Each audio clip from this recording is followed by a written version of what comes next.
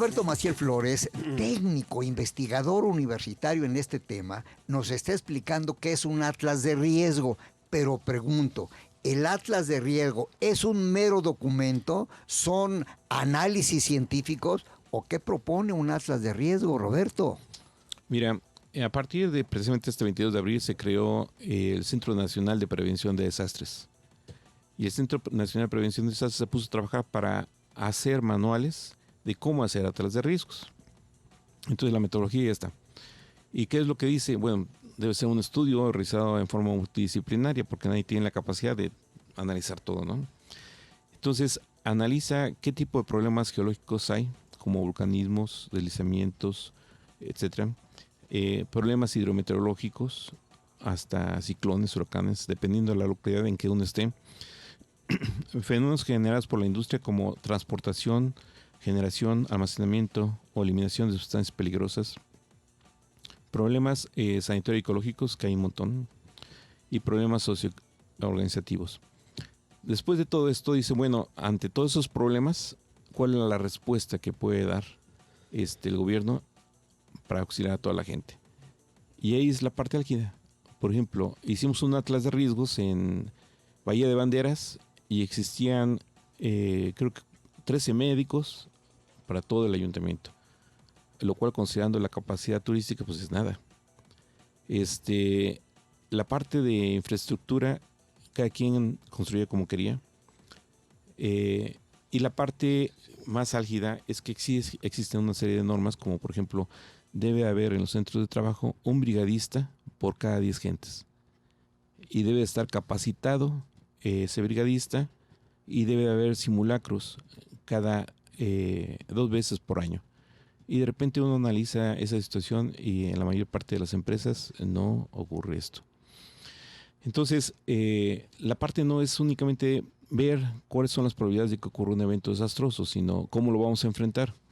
Y esta parte, cómo lo vamos a enfrentar, puede ser simplemente yo me sé mi ruta de evacuación, me salgo, pero si finalmente no puedo salirme, entonces, ¿quién me va a auxiliar? Y la otra parte es, bueno, cuando compro yo una casa, realmente qué seguridad tengo de que esa casa sea resistente a los peligros que existen en la zona, ¿no? Y comentábamos fuera de micrófonos que finalmente cuando uno compra un reloj, cuando uno compra ahora los famosos teléfonos, les da una Biblia, ¿no? De ahí de un manual de cómo usarlo. Pero cuando compras una casa no ocurre lo mismo. Y la parte álgida de esto es que finalmente es cuando te enganchas tú para pagar eso durante toda tu vida, ¿no? Entonces, esta parte de realmente que debe haber un estudio y una correlación entre dónde construir, dónde autorizan construir y finalmente cómo construir, es una parte importante. Actualmente, cuando uno pide el uso de suelo para la construcción, eso debería venir respaldado con un estudio por parte del gobierno en que diga sí y cómo.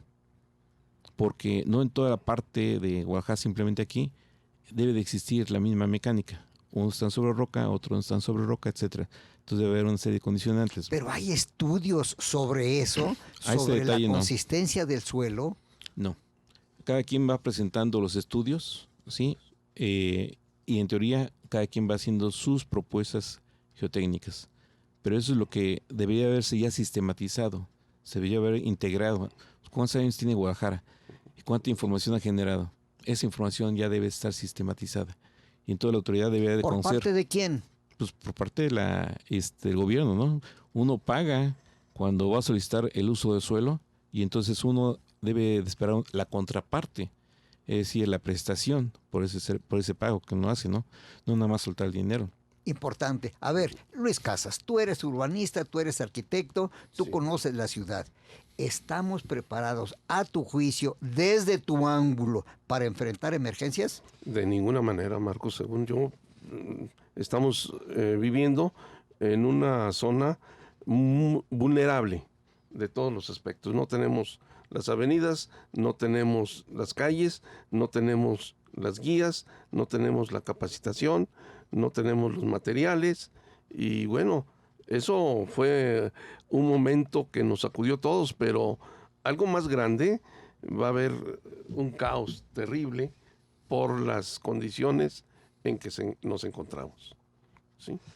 En este caso, Roberto, cuando tú hablas de que cuando voy a comprar una casa, posiblemente lo haga una sola vez en mi vida, pero yo no estoy preparado para revisar puntualmente todos los riesgos o la calidad de ese tipo de una vivienda. ¿Cómo le hago? ¿A quién recurro? Mira, en la parte esta del Atlas de Riesgos fue publicado y es accesible en internet. Entonces, cuando uno va a comprar un vehículo, pues uno agarra y ve un vehículo y el otro y define por precio, para calidad, color, lo que sea, cuál comprar uno.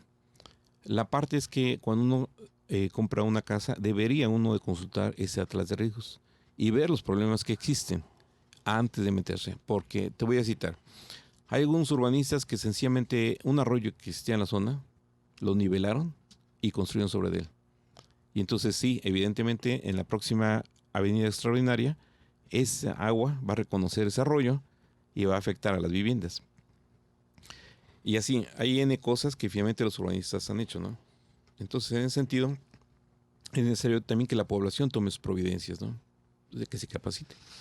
Roberto Maciel Flores, te pregunto porque la gente pregunta, ¿qué pasó en Nextipac? ¿Qué pasó en Tezistán? ¿Qué pasó en Zapopan? Hay unas grietas enormes y profundas y dice uno, ¿qué son corrientes de agua subterránea? ¿O de qué se trata? Tú como técnico vas a orientar a la gente en Zapopan. ¿Qué pasó con esas grandes grietas que se han abierto en Nextipac? Pausa.